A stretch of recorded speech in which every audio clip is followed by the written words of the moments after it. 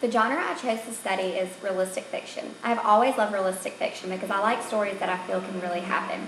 Some literary elements of realistic fiction are characterization. The characters are ordinary real people. The setting is a place that is usually imaginary but possible. The plot must be believable. The theme is a life theme as well as good versus bad. Style is the events are accurate but aren't necessarily real life. The tone is the reader or listener feels that the story really happened. The point of view, this could be any, but it's often in third-person narrative.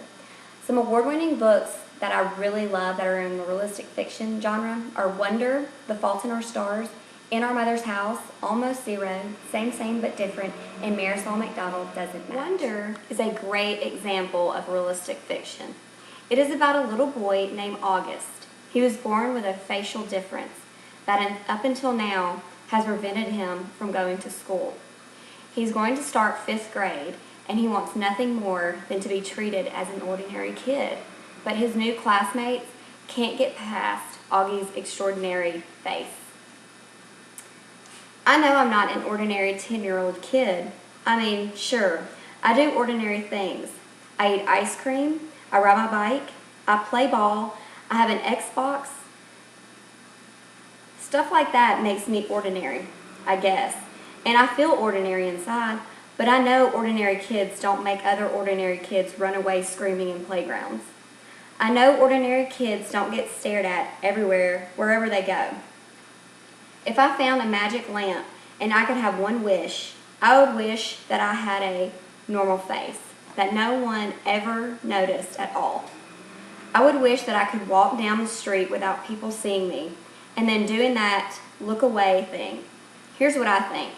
The only reason I'm not ordinary is that no one else sees me that way. But I'm kind of used to how I look by now. I know how to pretend and I don't see the faces people make. We've all gotten pretty good at that sort of thing. Me, Mom, and Dad, and Via. Actually, I take that back. Via's not so good at all. She can get really annoyed when people do something rude. Like for instance, one time in the playground, some older kids made some noises. I don't even know what the noises were exactly, but I didn't hear them myself. But Via heard, and she just started yelling at the kids. That's the way she was. I'm not that way. A great classroom activity for grades 4 through 6 and junior high for this book would be to do an anti-bullying campaign in the school. August was bullied for being different, and many students today are bullied for their differences. Another great realistic fiction book is The Fault in Our Stars. This book is told by a 16-year-old cancer patient named Hazel.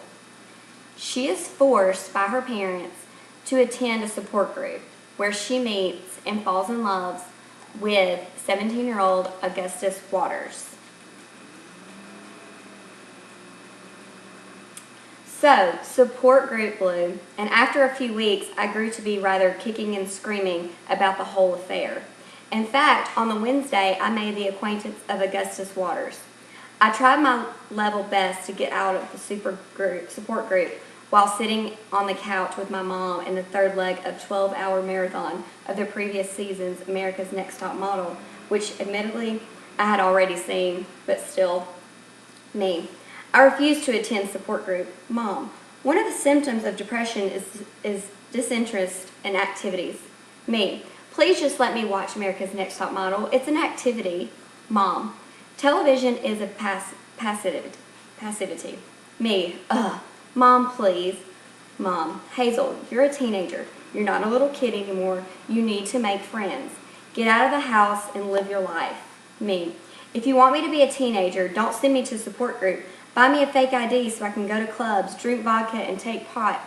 Mom, you don't take pot for starters. Me, see, that's the kind of thing I'd know if you get me a fake ID. Mom, you're going to support group. So this is a great example of a realistic fiction because we have all known someone, a loved one, or someone we cared about that has possibly passed away from cancer, any other kind of sickness, or anything. And I think everyone can relate to this story. Even the relationship between Hazel and her parents, I can definitely see how many teenagers, young children, will be able to relate because they may have this kind of differences with their parents often. The book Almost Zero is also a great realistic fiction book for grades 2nd through 4th. This book is about a 3rd grader named Diamond who really wants some red high tops. She gets the idea from some friends to demand to her mother that she needs to buy them for her, but her mother has no part in it. Her mother decides to teach her daughter a lesson by leaving her with almost zero wardrobe choices. Diamond is very mad, but she soon finds out that one of her friend's apartment buildings burnt down. Her friend lost everything in the fire. So Diamond decides to start a clothing drive at school and in her neighborhood. She is able to help her friend and realizes it's better to give than to receive. This book is a great example of realistic fiction because kids today want the newest things out, and sometimes they do expect their parents to buy it for them. And this is a great book that tells them that it is much better to give than to receive. In class on Thursday, Diamond slumped down in her seat, trying her best to be invisible. She sat up straight, though, with the principal ducked into the room and handed Miss Cordell a piece of paper.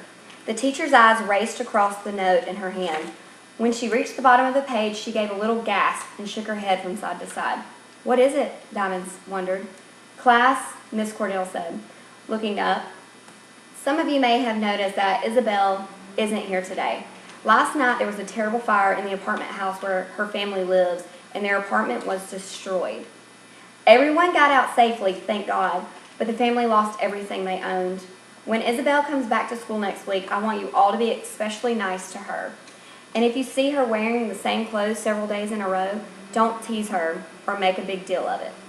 Those are probably the only clothes she has." She looked straight at Tamika when she said it. Tamika squirmed in her seat. "What?" said Tamika. "I didn't do anything." "I am asking you all to be thoughtful," added Miss Cordell, looking around at the entire class. "Just imagine how you feel if it were you." The teacher's word gave Diamond a twinge. She suddenly felt very small, making such a fuss to her mother about packing up all her clothes. At least they hadn't burned up in a fire. Plus, Diamond believed that sooner or later she'd get them back. But what about Isabel? "Is there going to be a clothes drive or something?" asked Diamond. She forgot to raise her hand first, but Miss Cordell didn't seem to mind this time. "What do you mean?" asked the teacher. "Are you going to collect money or clothes or something?" That was the first thing Diamond thought of because that's what they did at her church when something bad like this happened to someone they knew. So again, this is a great chapter book for young children to incorporate the moral of giving is better than receiving. Another book that is a great example of realistic fiction is Marisol McDonald Doesn't Match. Marisol McDonald has orange red hair like her dad and brown skin like her mom. Polka dots and stripes are one of her favorite clothing combinations to wear. She prefers peanut butter and jelly burritos. To Marisol, these seemingly mismatched things make perfect sense to her. At lunch, Oli walks over to me and scrunches his nose. "A peanut butter and jelly burrito?" he asks. I know, I say. "It doesn't match, but it sure tastes good." "Marisol, you couldn't match if you wanted to," Oli says. "Oh yeah, I bet I can." This also has it in Spanish on the other side, so it's very great for ESL students. The next day I wake up and decide that today I, Marisol McDonald, will match. It's a little hard to find clothes that are all the same color.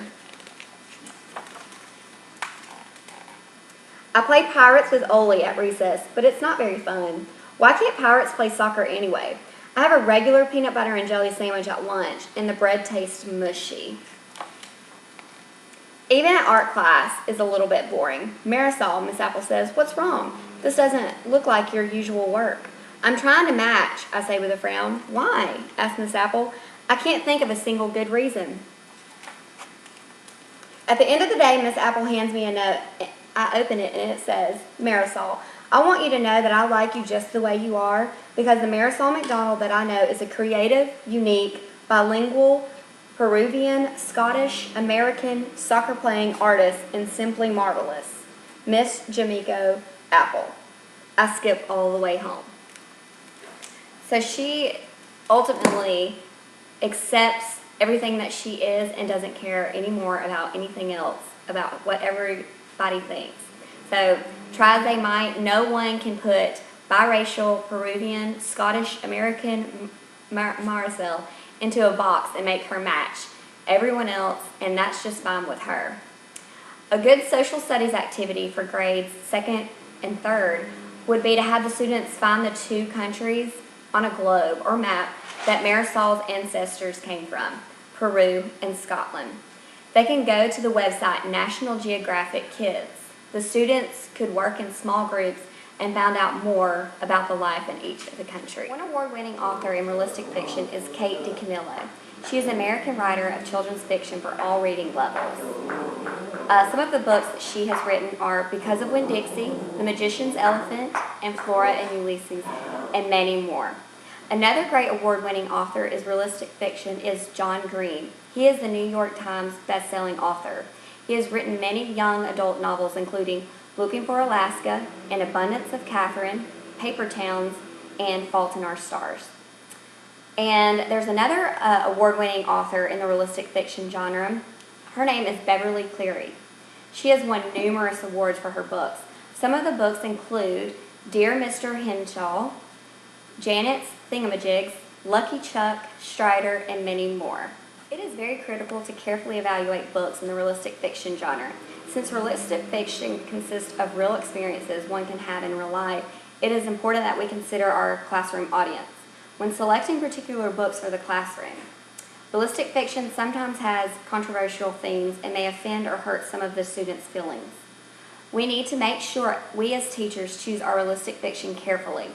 It is important to remember that what may seem realistic to one reader may not be realistic to another. Some controversial issues in realistic fiction genre are school problems, minority issues, poverty, teen pregnancy, sexuality, violence, and profanity.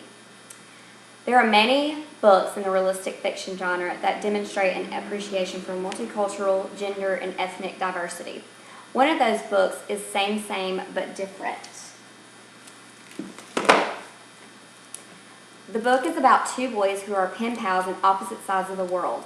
They draw pictures showing their world to one another, and even though they are in complete opposite worlds, they are very, very similar. An activity that we can do with this book for kindergarten to 2nd grade is invite the students to paint a detailed picture of their own world. I will encourage them to include features that make it special and unique. Another book that has diversity in it is Marisol McDonald's Doesn't Match. She embraces her ethnic diversity and won't let anyone change her. Also in the book Almost Zero, Diamond grows as a leader while trying to help her friend in this book. Her role as a girl is very important, and you can see how she develops into a young woman. I really hope you explore the realistic fiction genre and one day incorporate it into your classroom.